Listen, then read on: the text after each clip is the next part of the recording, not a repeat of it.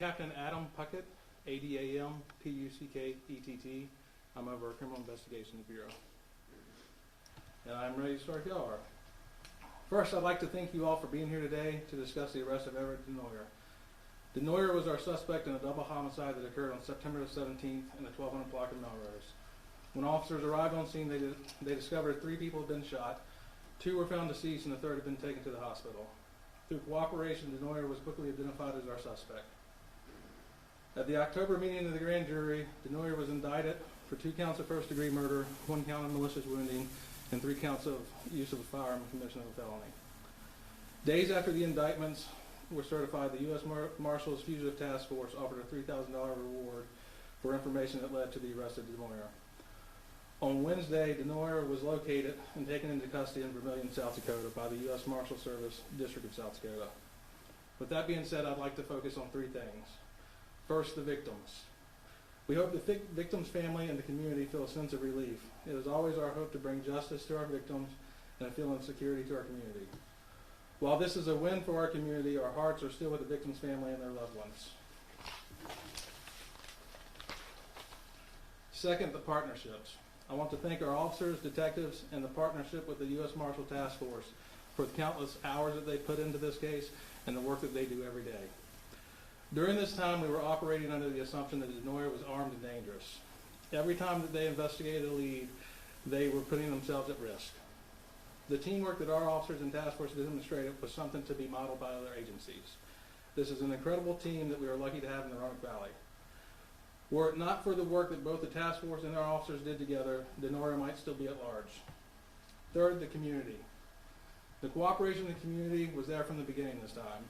Those who helped us identify Denoyer and those who reported the numerous sightings. This is not something that we could have done alone.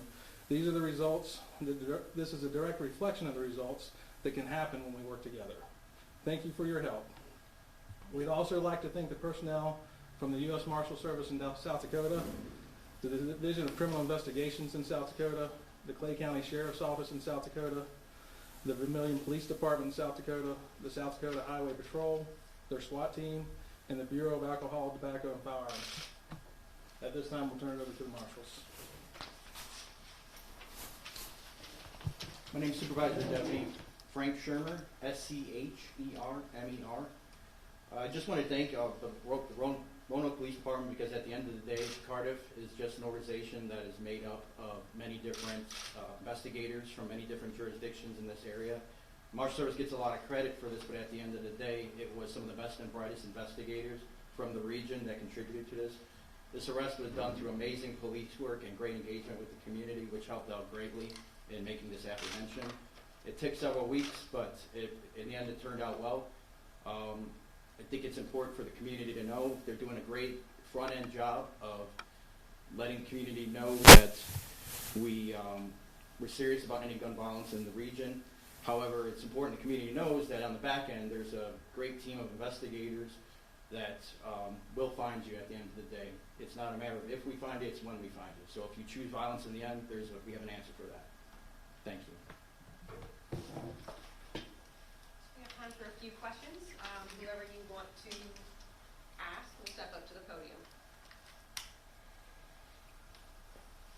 To start off, can y'all talk a little bit more about how he was found and where he was specifically in South Dakota?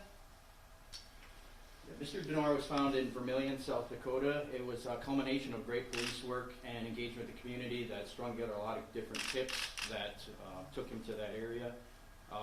It was impressive to watch how the different investigators pieced different pieces of information together, which took him to that area. Mr. Denoyer was found with a probable associate of his, with the help of the SWAT team with the South Dakota State Patrol. He was located in that residence. Was he armed at that time? He surrendered after a standoff with the police. However, a search warrant pursuant did recover a firearm. You talk about the officers involved in this. How many personnel across the various departments were involved in making this happen? It's hard to quantify because a lot of specialty divisions contributed small elements, but I'd say a good guess would be no less than 50 different investigators contributed some portion into the investigation. and it was great to see the different teamwork from the different agencies. I want to take this time to thank investigators from the Pontotoc County Sheriff's Department, Bedford County Sheriff's Department, Montgomery County Sheriff's Department, as well as Virginia State Police, and obviously Roanoke City. It was a culminative effort of all their different contributions that led to information that took us to South Dakota. Any one of you guys can answer this, but in this search, it seemed like you guys put a lot of effort into locating Denoyer. Why was that so important for this department? Obviously, we deal with a lot of violent fugitives, but the fugitive that was so egregiously violent, killed 3 people. Have your attention, please. SSU was done testifying. Thank you. It's just a matter of, we have limited resources, so we try to triage and find the most dangerous members of the community, and at the time, Edward Denoyer was that man. I think another contributing factor to that would be the fact that there were sightings of him. There were sightings of him in the area, and we kept getting constant feedback in the very beginning that he still may be here. So with that being said, every time we got a lead, we were trying to follow up on it. So we were using manpower that we had available. We do that in a lot of our cases. It doesn't always get highlighted the way it does now, but we're also at this point trying to highlight our community involvement as much as we can. And that leads me to my next question, Captain Puckett. During your what you were saying, you said the community really stepped up in this case. Is that something that you haven't? Is that something new that you've seen? So, again, there's several contributing factors to this. A lot of the crimes that we've seen this year are interpersonal, so the offenders are often known. But yes, this was something that in this case, from the very beginning, people were willing to say what happened, people were willing to say who did it, and people were willing to say, hey, we've seen him here, we've seen him there. And it gave us a lot of opportunity to follow up on it. And I know you're probably in the early stages of the investigation, but is there a lead as to what the relationship was between Denoyer and the victims? So we do know that. I'd rather not put that out right now because we have a court trial and everything coming up. But yeah, we do know that their relationship was. Anything in the investigation that we could know that's new or anything like that? Nothing that's new. We put a lot of information out at the beginning. At this point, we're just going to wait on the extradition process to take place. And then once he gets back in Virginia, we'll start with the trial. And that'll be with the Commonwealth Attorney's Office. And just to clarify, was it 2 or...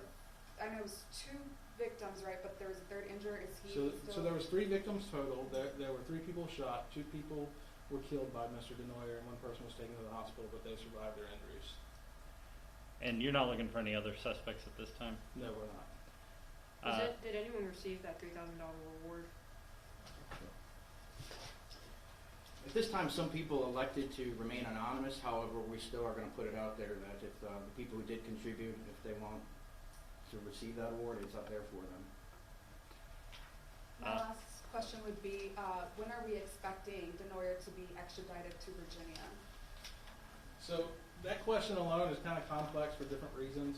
I know that Mr. Denoyer could fight extradition for that matter. So that's going to be a process. I don't really have a timeline for that. What was his connection to the Dakotas? We know that he had friends and family in the area. He was from the area. Looking at this case, or rather stepping back from this case, the city went from a period of intense violent crime to now 30 days we've gone without an actual shooting. What would you say contributes to that? So I would say we've gone 30 days without a homicide. I do believe there's actually been a couple of shootings in the past 30 days. But with that being said, I think there's a lot of things that contribute to that. The work that we're doing as an agency, the work that we're starting to see with the community, the partnerships that we're building more with the Commonwealth Attorney's Office. There's a lot of factors that come into play that I think are being successful. And there's no real way to tell, though, until after we analyze it and see what we may need to adjust. But there's a ton of contributing factors for that. Do you attribute any of the success to the ceasefire program?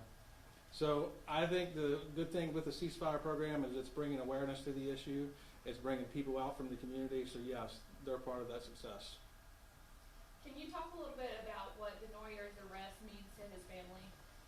Or to the victim's family? Well, I hope it means a sense of relief, but with that being said, even though they might have a sense of relief now, they've got a journey to go through. Like I said, there's going to be a trial, there's going to be court proceedings, and it's not for a lot. it's not happy from here on forward. They've got a lot of grief to deal with. Were officers here familiar with Denoyer? Does he have any kind of a record that kind of put him on y'all's alert once you knew he was a suspect? No, Mr. Denoyer was not very known to us.